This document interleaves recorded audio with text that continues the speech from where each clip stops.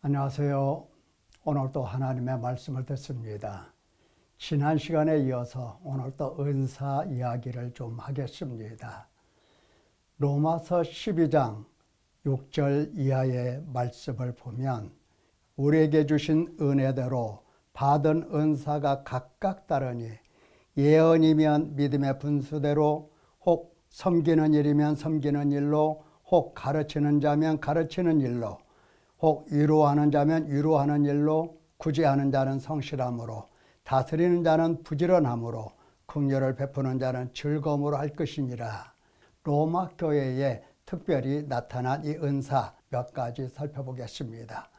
이 은사가 여러 종류로 나타나지만 크게 그룹을 지어보면 두 그룹으로 나눌 수 있다 했습니다. 첫째는 가르치는 은사, 둘째는 봉사하는 은사. 특별히 우리가 주목하고자 하는 것은 이 가르침의 은사입니다. 가르치는 자리에 있든지 혹은 가르침을 받으며 배움의 자리에 있든지 가르치는 은사가 얼마나 중요한가 하는 사실을 우리가 꼭 기억해야 할 것입니다.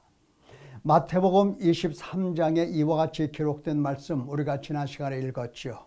화 있을진저 외식하는 서기관들과 바리새인들이여, 너희는 교인 한 사람을 얻기 위하여 바다와 육지를 두루 다니다가 생기면 너희보다 배나 더 지옥 자식이 되게 하는도다.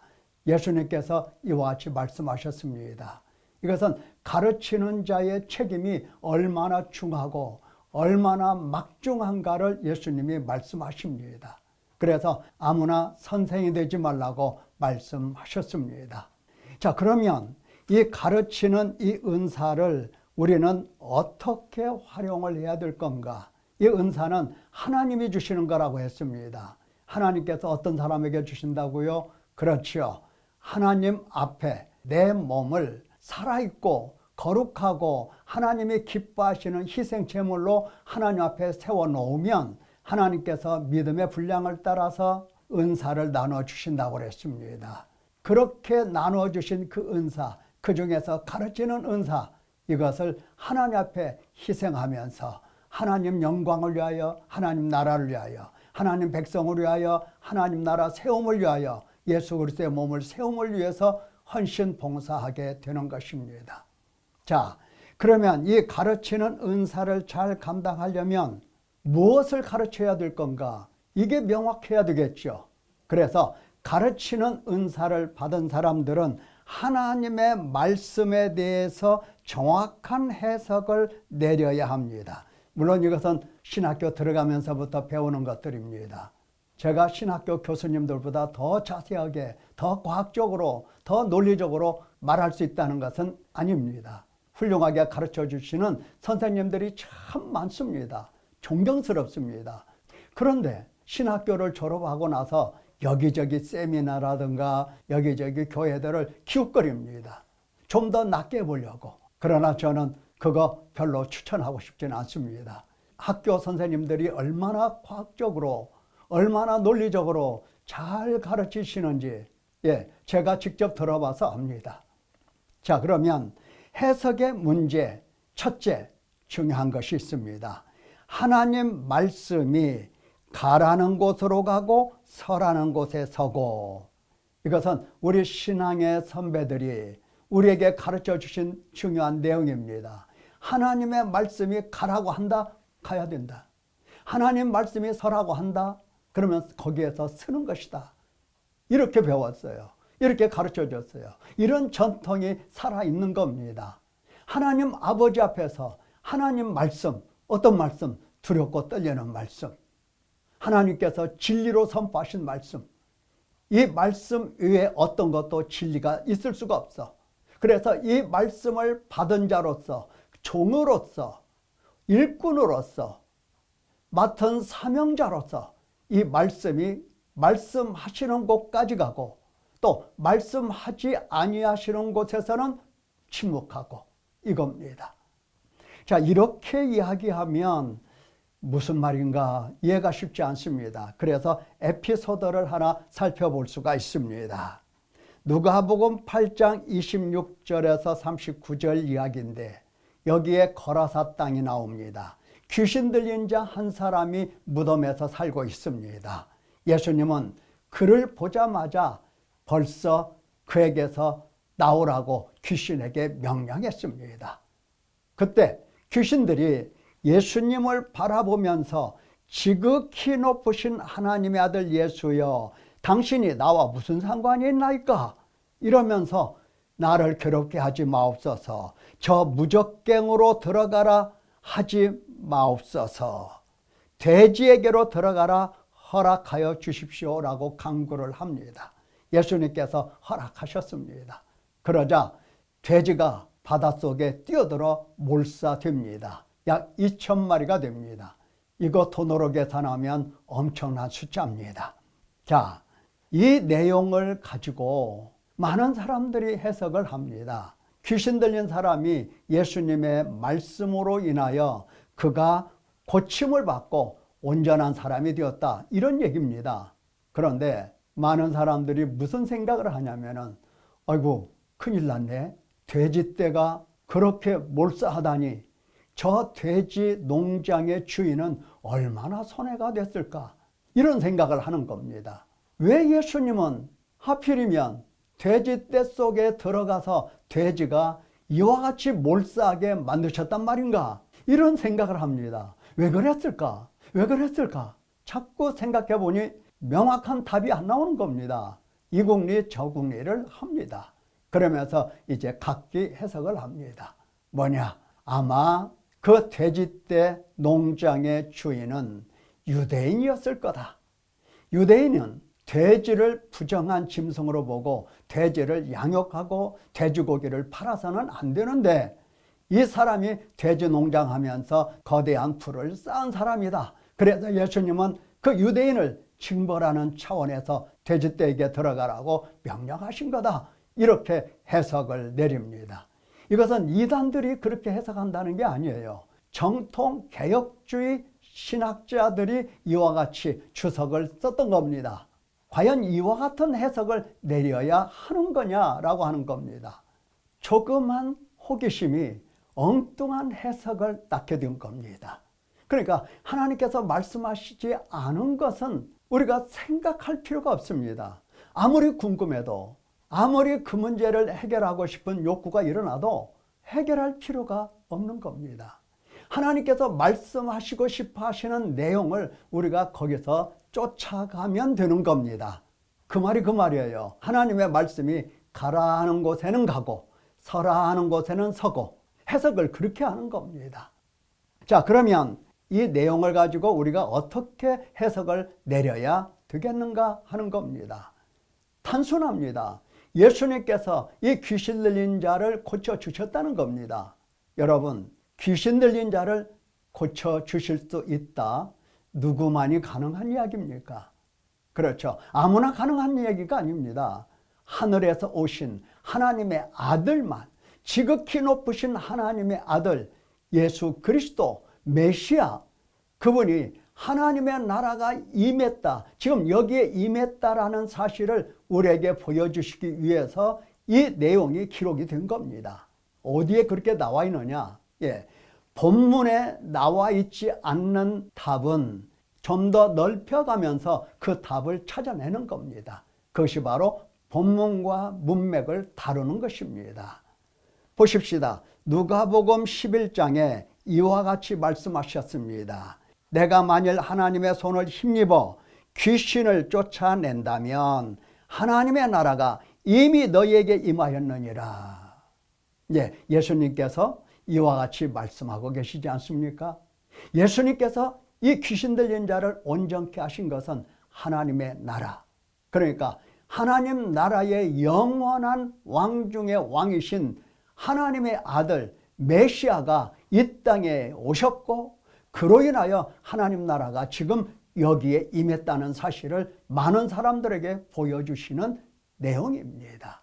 또 한 가지가 있습니다. 누가복음 10장에 화 있을진저 고라시나 화 있을진저 벳세다야, 너희에게 행한 모든 권능을 두로와 시돈에서 행하였더라면 그들이 벌써 베옷을 입고 채에 앉아 회개하였으리라.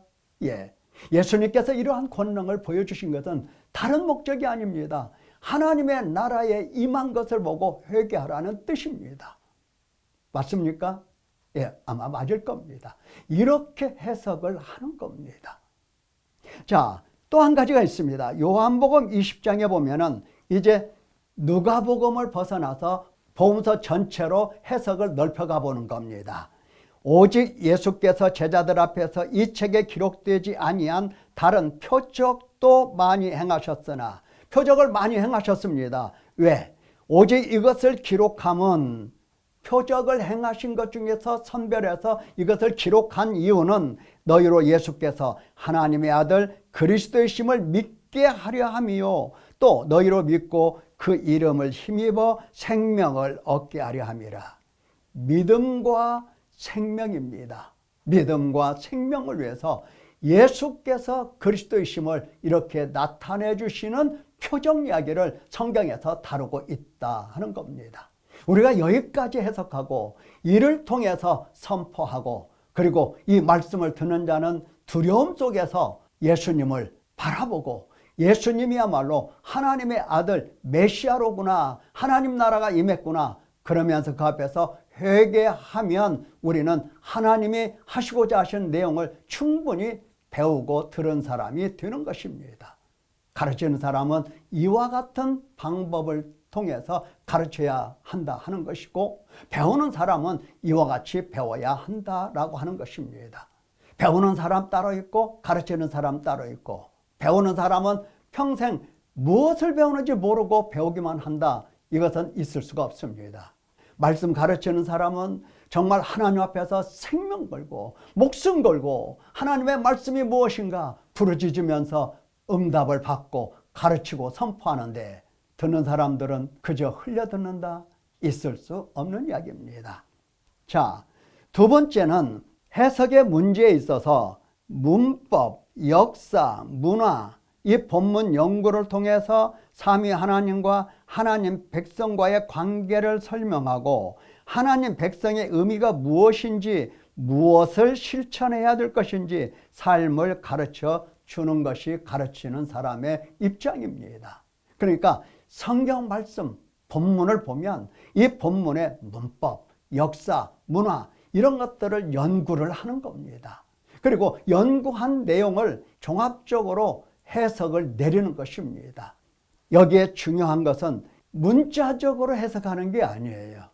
때로는 문자적으로 해석할 때도 있지만 문자에 치우치는 것보다도 이 내용을 종합적으로 살펴보아서 융합적 사고를 통해서 이 말씀의 내용 전체를 파악하는 겁니다. 그래서 이 말씀을 선포하는 거예요. 자, 그러면 우리가 또 에피소드를 통해서 살펴볼 수가 있습니다. 요한복음 8장 3절 이하에 이런 내용들이 있습니다. 서기관들과 바리새인들이 음행 중에 잡힌 여자 하나를 끌고 와서 가운데 세우고 예수님께 말합니다. 선생이여, 이 여자가 간음하다가 현장에서 잡혔나이다, 이렇게 말을 해요. 모세의 명령에 따르면 남자나 여자나 할 것 없이 돌로 쳐서 죽여야 됩니다. 그런데 이 말씀의 내용을 잘 따라가면 놀라운 반전의 지혜가 생길 것입니다. 이 여자를 향해서 돌로 치려고 무수한 사람들이 둘러서 있습니다. 손에 각자 돌을 들고서 말이죠. 지금 선생은 어떻게 말하겠나이까? 지금 예수님을 시험하고 예수님에게 공갈 협박을 칩니다. 왜? 고발하려고. 어떻게든지 예수님을 고발하려고 시험을 하는 거예요. 그래서 예수님께서는 손가락으로 땅에 뭔가를 쓰십니다. 그러면서 하시는 말씀, 너희 중에 죄 없는 자가 먼저 돌로 치라. 죄 없는 자가 먼저 돌로 치라 명령하셨습니다. 이 말씀을 들은 사람들이 양심의 가책을 받아서 어른으로 시작해서 젊은이까지 하나씩 하나씩 다 나가고 마지막은 그 여자와 예수님만 남습니다. 그러니까 왜 그들이 돌을 버리고 다 떠나갔습니까? 예, 다 죄인인 거죠. 예수님께서 이와 같이 여자에게 말씀합니다. 여자여, 너를 고발하던 그들이 어디 있느냐? 너를 정죄한 자가 없느냐? 주여, 없나이다. 예수께서 이르시되 나도 너를 정죄하지 아니하노니 가서 다시는 죄를 범하지 말라, 이렇게 명령하십니다. 여러분, 이 말씀을 어떻게 해석한다고요? 그렇죠. 문법, 역사, 문화적인 차원에서 해석을 해보는 겁니다. 여기 보면은 이 여자가 간음하다가 현장에서 잡혔다 이렇게 고발을 하지만 이 여자는 간음을 당하다가 그 행위로 붙잡혀온 여자입니다. 그러니까 성경에서 말씀하고 기록하고 있는 것은 이 여자가 능동적으로 간음을 했다 이게 아니고 강압에 의해서 강압적으로 당한 겁니다. 그래서 수동태로 기록이 되어 있어요. 그 해를 입었다고. 이 여자는 지금 비참한 가운데 있는 겁니다. 살 소망이 끊어진 겁니다. 너무나 괴롭고 너무나 애통한 가운데 있는 겁니다. 잘 보십시오. 수많은 사람들, 거기에 모였던 사람들이 다 죄인이에요. 똑같은 죄인이에요. 그런데 죄의 깊이와 죄의 무게와 그리고 죄로 인하여 애통함과 비참함과 죄로 인하여 사망의 몸이라고 깨달은 사람은 딱 한 사람밖에 없습니다. 바로 이 여자입니다. 죄의 깊이를 느끼고 죄의 깊은 의식을 가진 사람, 그리고 가장 거룩하시고 죄에 대해서 용서하시고 회개하게 하시고 죄사함을 주시는 거룩한 하나님과 딱 만나게 된 겁니다. 성경에서 말씀하고자 하는 내용은 바로 그겁니다. 모든 사람이 다 죄인인 줄을 어렴풋이는 다 알고 있습니다. 그러나 예수님을 정말로 만나는 사람은 다른 사람이 아닙니다. 죄인의 깊은 의식을 가진 사람입니다. 죄로 인하여 더 이상 비참함을 느낄 수 없는 사망의 몸인 것을 부끄럽고 괴롭고 죽고 싶은 충동밖에는 더 없는 이 불쌍한 사람, 이 사람이 예수님을 만날 수 있는 유일한 기회를 얻는다는 것, 여기에서 보여주고 있는 겁니다. 이 여자가 당한 겁니다. 그 당시에 사회적인 약자의 모습입니다. 사회적인 약자라고 하면 고아입니다. 과부입니다. 그리고 여자입니다. 여기 똑같이 간음하다가 현장에서 잡혔다면 남자도 잡혀왔어야 할 겁니다. 그러나 남자는 잡히지 않았습니다. 왜요? 도망갔겠죠. 여자는 왜 도망가지 않았어요? 도망갈 필요가 없어요. 도망갈 필요, 이 필요를 느끼지 못했던 겁니다. 살 소망이 끊어진 겁니다. 살 소망이 끊어질 만큼 이 깊은 죄인의식에 사로잡힌 사람, 죄가 얼마나 두렵고 죄가 얼마나 무겁고 죄가 얼마나 무서운가를 깨닫는 이 여자, 도망갈 필요가 없어요. 이제 죽는 것밖에는 남은 것이 없는, 소망이 없는 사람이었습니다. 예수님은 바로 이러한 사람을 만나 주시고 이런 사람을 구원해 주시는 겁니다. 성경에서 말씀하고자 하는 것은 바로 이러한 모습들입니다. 우리가 이러한 모습을 배우고 가르치고 이렇게 해야 되지 않을까 생각하는 바입니다. 모든 죄인이 다 구원받는 것은 아닙니다. 다 죄인이지만 모든 죄인이 다 구원받는 것은 아니에요. 불가항력적인 죄에 대하여 바들바들 떠는 사람, 깊은 죄인식과 의식의 비참함과 부끄러움, 비참함, 그를 통해서 애통하고 탄식하는 사람이 예수님을 만난다라고 하는 진리를 우리에게 가르쳐 주시고 계십니다. 보십시오. 나도 너를 정죄하지 아니하노니 가서 다시는 죄를 범하지 말라. 다시는 가서 죄를 범하지 말라 한다고 해서 범하지 않을까요? 그럴 리는 없습니다. 이 명령은 화자의 의지를 포함하고 있습니다. 지금부터 다시는 범죄하지 말라. 더 이상 범죄하지 말라 이같이 말씀하신 것은 내가 세상 끝날까지 함께하며 지켜주겠다 하시는 예수님의 의지가 담겨 있는 겁니다. 왜? 예수님께서 회개하게 하시고 죄 용서 주시고 의롭다 하시고 깨끗게 씻어 놓으셨기 때문에 예수님은 이를 책임져 주시는 겁니다. 사랑하는 성도 여러분, 여러분이 가르치는 자의 입장에 있든지 혹은 배우는 자의 입장에 있든지 하나님의 말씀을 어떻게 해석하고 어떻게 적용할 것인가, 이 문제를 깊이 생각하고 정말로 말씀이 가라하는 곳까지 가고 말씀이 서라하는 곳에 서고 하는 하나님의 말씀에 절대 복종할 수 있는 아름다운 성도 되시기를 예수님의 이름으로 축원합니다.